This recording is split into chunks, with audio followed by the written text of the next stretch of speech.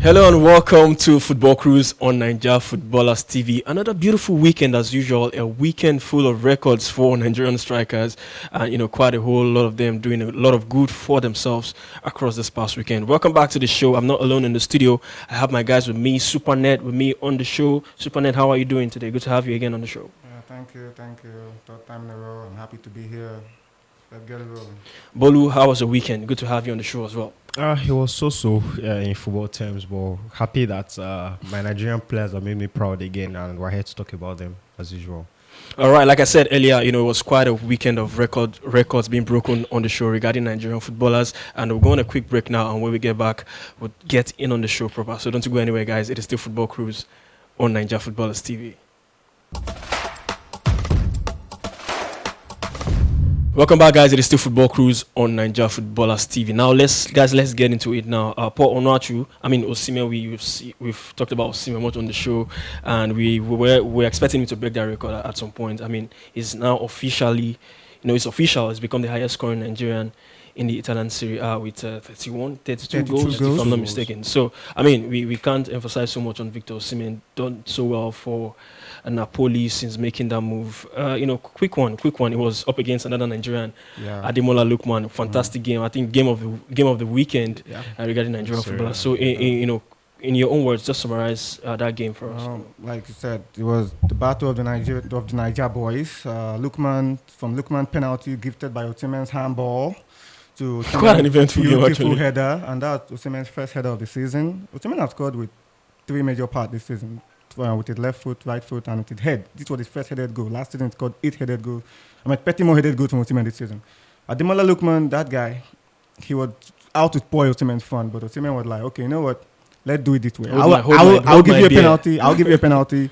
I'll score my goal, and I'll try to get the winner for my team. And that's exactly what happened. And it was a good game for them both. Atalanta went home with nothing. Osimhen still on top of the table with Napoli. So kudos to him. And highest scoring Nigerian in the Serie A history. He did it in 3 seasons. Simi did it in 4 Serie A seasons. Yeah. Osimhen is just a guy that is just, we can't emphasize too much on it. Guy, he's a guy on fire. He should just keep it going. All right, Bolo, quick one for you. How would you summarize that game? Atalanta and Napoli. Napoli now are points clear, in the top of the Serie A. So long may it continue for Osimhen. Yeah, long may it continue for them, and I'm so happy for the both of them. Like you said, like you both described. Osimhen got the handball. Considered the handball. Ademola Lookman scored a wonderful taking penalty. And Osimhen got the. He got the goal and assist for the winner before halftime, and it's good for Napoli because they are going to the World Cup break with enough points cushion ahead of the second half of the season.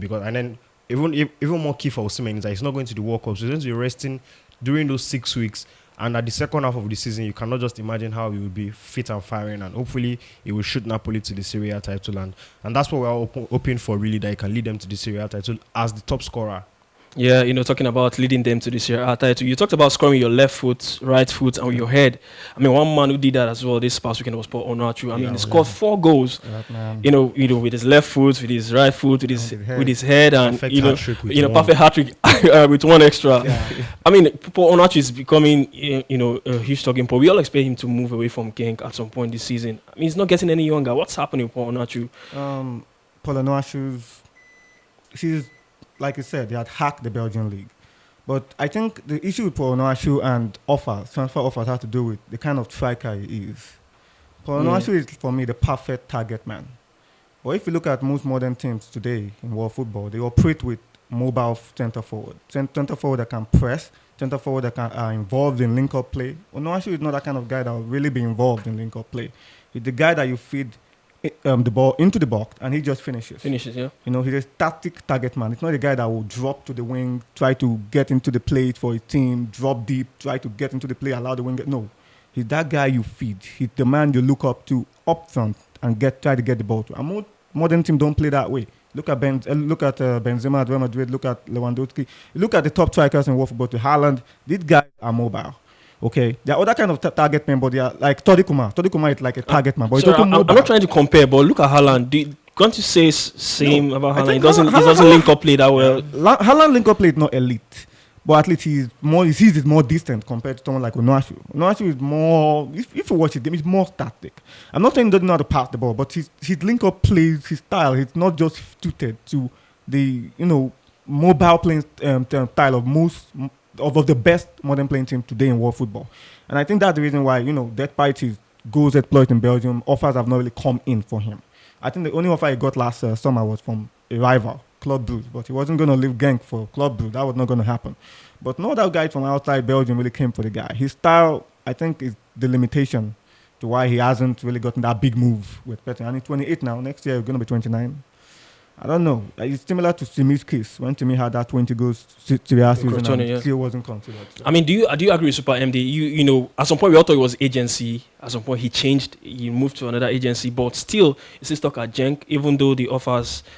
Like you said, Club Brugge. He came out to say he wouldn't want to move to Club Brugge, like staying in the same league and stuff like that. But don't you think with all his qualities, he would fit in somewhere with another club out there in Europe? I think there's the argument of his style of play, but then there's also the fact is there are teams out there who need a striker like that, or who have the facilities to bring in a striker of Onuachu's qualities and his personality, because in fact there are even certain leagues in this area there are a few teams who use two striker systems and the game is a bit slow paced and is like fits a target man in the box.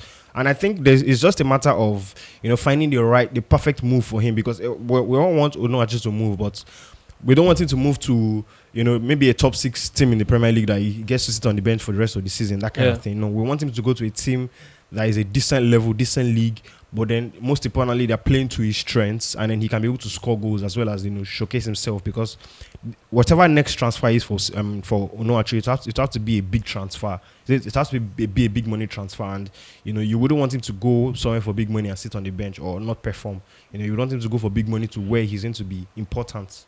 And I think he just has to find that particular team and that coach or that league where he's just wanted and it's perfect for him. All right, talking about Paul Onuachu, he was a record-breaking 4-goal haul for the young man. I think the first Genk player to score 4 goals in 19 years, if I'm not mistaken, and that's the first time he scored 4 goals in his career as well. And I think that 4 goals takes him to top 3 of Genk's highest all-time goal scorer in the league with 80 goals. So massive feat for Onuachu. Like you said, he's hacked the Belgian league. We don't know what else he needs to do to just get a move, but he's not getting any younger. And we just hope that move eventually comes to fruition. Welcome back, guys. It is still Football Cruise on Nigeria Footballers TV. Now, guys, like I said before we went on that break, Ajax were on the losing side in that top of the table clash against PSV and Eindhoven. They lost by 2-1. And Calvin Bassey, I mean, it's a big money move, but can they just allow this guy to breathe?